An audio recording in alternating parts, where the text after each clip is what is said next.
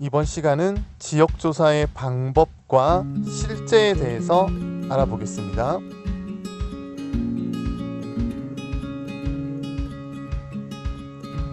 자, 첫 번째. 우리 지역조사의 방법과 실제로 한번 넘어가 볼 건데요.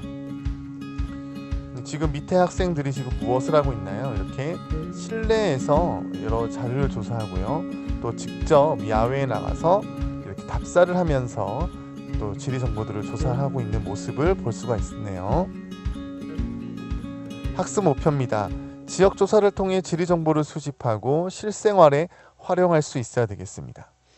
지역 조사가 어떻게 이루어지는지 그 순서와 내용을 보겠고요. 지역 조사를 실제적으로 한번 예시를 들어서 한번 해보면 좋겠습니다. 지역 조사의 이해입니다.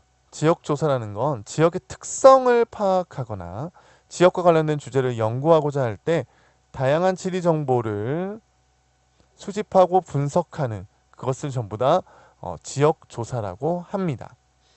과정은요, 지역 조사, 지역의 변화를 파악하거나 지역 문제를 해결하기 위해서 이런 지역 조사들을 하는데요.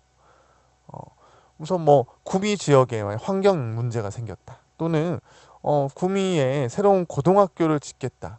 이런 것들이 있겠죠. 또는 구미의 산업 구조, 농업 구조는 어떤가. 이런 어떤 지역 조사의 필요성이 느껴지면 이제 우리가 한번 이런 지역 조사에 들어가게 되겠죠.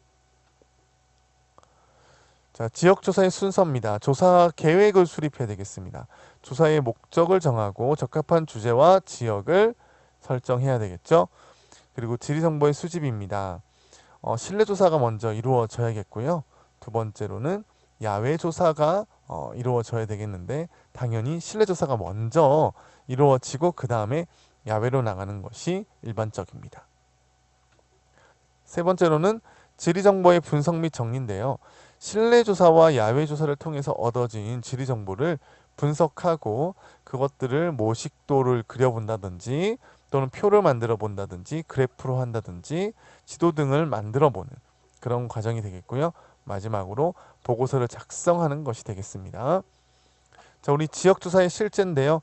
우리 수학여행이라든가 또는 가족여행 또 기타 역사 답사라든가 이런 것들을 갈 때 이것들을 참고해서 한번 지역조사 계획에 따라서 한번 해보면 좋겠죠. 자, 순서입니다. 이 표를 자세히 보고 정리해 놓으시면 될 것 같은데요. 암기하기보다는 당연한 이야기라고 생각하시면 될 것 같아요. 내가 조사를 왜 하지? 그 다음에 그거에 따라서 조사 주제를 선정하고요. 이 조사 주제에 맞는 조사 지역을 선정하고요. 그리고 지리 정보를 수집합니다.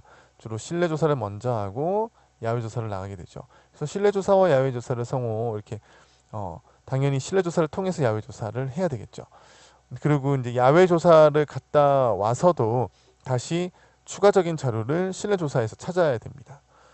자, 이런 지리 정보들을 수집하는 과정을 통해서 지리 정보를 이제 분석하게 되죠. 그래서 이런 분석한 자료를 정리하고 도표를 만들고 지도를 작성하면 되겠습니다. 그리고 어떤 주제에 따라서 그 어떤 결론을 내리기 전에 토의하고요. 마지막으로 그 결론이 적히는 조사 보고서를 작성하면 되겠습니다. 자, 여기 지금 실제 중에 이 가족들이 여름방학 때 어디로 여행을 갈까로 이제 하는데요.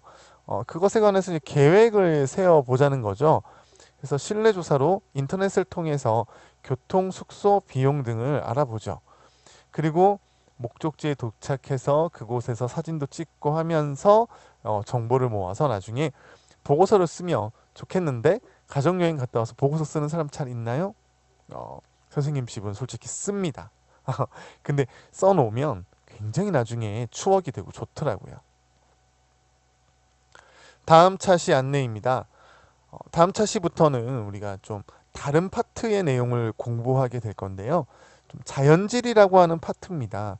그래서 조금 내용이 어려울 수도 있는데 선생님과 함께 하다 보면 또 이해가 될 거예요. 어려워하지 마시고 재미를 한번 붙여보면 좋겠습니다.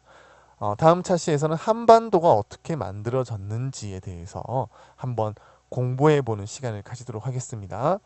네, 수고하셨습니다.